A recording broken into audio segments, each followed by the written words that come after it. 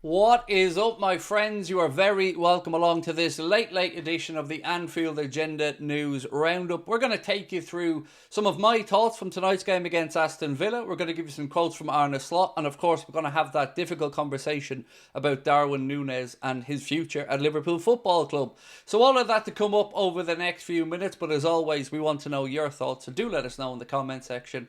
Drop a like on the video if you enjoy it. And of course, we'd love you to hit that subscribe button. And thank you once again to everybody that helped us get to 300,000 subscribers. To reach that milestone tonight was incredible. And obviously, we wish we could have backed it up with a win at Villa Park. But nonetheless, we want to say a massive thank you to all of you for your continued support. It means the world to us. Thank you. Right, folks, I'm going to get straight into it. Here are some numbers from Darwin Nunez tonight when he came on. Nunez completed 0 dribbles, 0 ground duels won, 0 accurate passes. Think about that. Professional footballer that came on didn't make 1 accurate pass. Not 1. And 1 big chance missed. And that's not to mention the other stuff that I'm going to call him out on here now. So whatever you want to say about missing opportunities and continuing to try or whatever, I'm going to go back to the last couple of games. He came on against Wolves with a very, very poor attitude. So much so that John Aldridge in his Echo piece brought up the attitude that Darwin came on with. Now tonight, he was brought into a game that was starting to be stretched and his eyes should have been lighting up. He gets an open goal opportunity and he blasts it over the bar. Now, I'm not talking about a difficult opportunity. Just put it anywhere in the goal. There's no goalkeeper there, and it's a goal, and he wheels away, and he's the hero. But he blasts it over. But it doesn't finish there. Then he has his obligatory offside. Then, of course, he has a foot race with Emi Martinez, where he's a good 10-yard head start, and doesn't even bust along to get there. Gets there with the keeper, and loses that battle as well. He should have been there 2 or 3 yards before Emi Martinez, squared the ball for a tap in or gone around him and then maybe get brought down and the keeper gets a red card. All of this, though, pales in comparison to the pathetic act of Darwin at the end of the game, where he goes up to Emi Martinez and has a little chuckle and laugh with him. Should be crestfallen, frustrated, heartbroken, but no, finds time for a little laugh. And then, despite the travelling Liverpool fans who have been unbelievable supporters of Darwin Nunez, despite them singing his name the whole way after he came on, even after the missed chances, what does he do?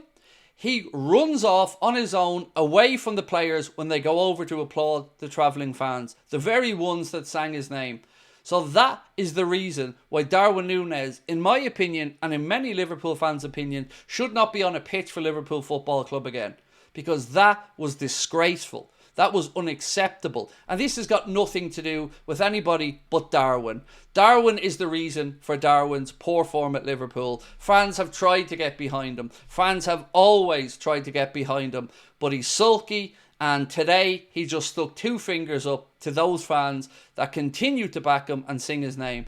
And that is pathetic. And that is the reason I don't want to see him in a Liverpool shirt again. I hope that he's benched along with the likes of Chiesa. Because what attitude is it that Chiesa doesn't get a sniff, doesn't get a look in, but this lad gets to perform like that, act like that, and still may get game time? It's not a great example to set. He should have came on there looking to prove a point. Everybody knows he was moving on in the summer. Everybody knows he's leaving.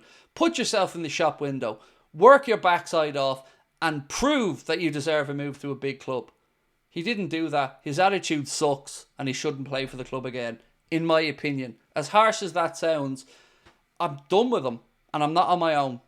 So let's move on from that. Virgil van Dijk, speaking about the game tonight and the title run-in, said, "We know we've a very tough one at the weekend. Then we play Newcastle. Our focus is now on Man City. We have to fight for every single point. We have to focus on ourselves. We need everybody in the best shape. Players, fans. Let's see what it brings." I get that. I understand where Virgil's coming from. But the players need to put these games to bed as well. And we need to be keeping clean sheets. To concede 2 goals there tonight again. Sloppy goals. Nobody picking up Ollie Watkins for the header. And then the first goal could have been headed out for a corner, but Dom heads it back into play and Tielemans scores. So we need to stop making it difficult for ourselves as well. But I do like the words from the captain, because that's all we can do. Move past it, move on to the Etihad. But now that becomes a huge game where, for me, we have to win it.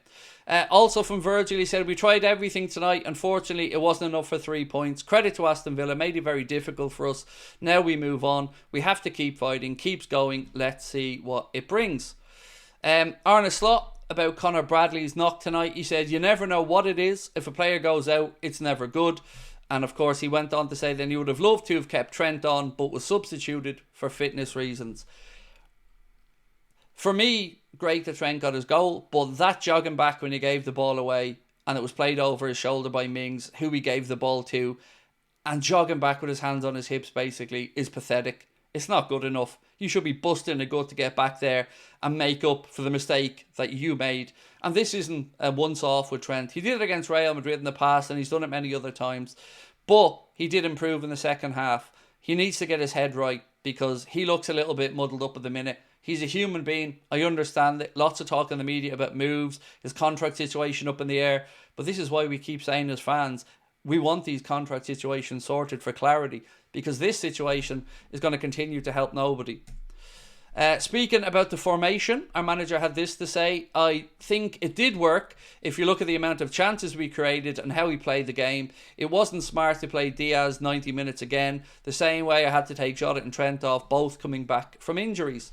Now, I understand where he's coming from, and absolutely we created a lot there today. But to have the amount of shots we did, I think it was something like 17, and have 3 on target, wasteful isn't the word. We should have won that game. We should have been out of sight before Villa even scored a goal. And we weren't. So I get Arne Slot's frustration. He certainly put out a system that was creating opportunities. We just didn't put them away. And that's the frustrating part. One positive for tonight was a post from James Pearce around Mohamed Salah. He said, Mohamed Salah sets a new club record of scoring 15 away league goals in a single Premier League campaign. Goes ahead of Luis Suarez, who netted 14 in the 13-14 season. And congratulations to Mo on that one. And you got to ask yourself, where would we be without his goals? And I hope we don't have to find out. But once again, our owners are making us dread it. Our owners are making us drag this situation out. In a title race that's getting closer, we don't support the manager in the market and bring in any players. The manager is playing with a squad that he doesn't trust half the bench of. And now we have a situation where Trent looks confused about his future. Mo is still scoring goals but isn't getting the recognition from the owners. And our captain Virgil van Dijk's future is still up in the air as well. In the middle of February, in the midst of a title race, these owners need to get their finger out. And people need to start calling them out more, because a lot of these situations are avoidable and fixable. And tonight's a frustrating one. Yes, we technically went 1 point further clear of Arsenal. But put it this way. If they win that game in hand, and then they were to go and see us lose at City, which I hope we don't do, you're talking 3 points. And that is way closer than this should or needs to be. So let's hope we can go to the Etihad at the weekend and pile the misery onto Manchester City, because a draw or anything else I don't think is good enough at this point. It's got to be a win, and we've got to make sure that we wrestle back the initiative, because with, 12 games to go now for us, if Arsenal win that game in hand, we're talking about a 5-point lead. They still have to come to Anfield. We need to make sure we keep picking up wins. I'm sure that they'll drop points along the way as well, but we need to make sure that we don't give them any more encouragement. Now, one last little bit of transfer news for you just before we finish up. This piece here said, Liverpool eye Colombian wonder kid as Arne Slot shapes his attack. Liverpool are reportedly ready to make a move for Colombian forward Nestor Villarreal, with the club recruitment team identifying him as an ideal addition to Arne Slot's evolving squad. As reported by Ben Bosak of Anfield Watch, the Reds are carefully monitoring the Villarreal's contract situation, with a potential free transfer deal on the horizon. Free. Again. These owners. I don't know what to say. Right, folks, it's over to you now. Again, I wish we had hit this target tonight, 300,000, and it was a night we could celebrate together. I'm very grateful once again for your support, and fingers crossed that we can go to the Etihad, get the points, and get back some good momentum as we look to finish this campaign. Thank you for your support. Let me know your thoughts in the comment section, and we'll catch up soon. Much love.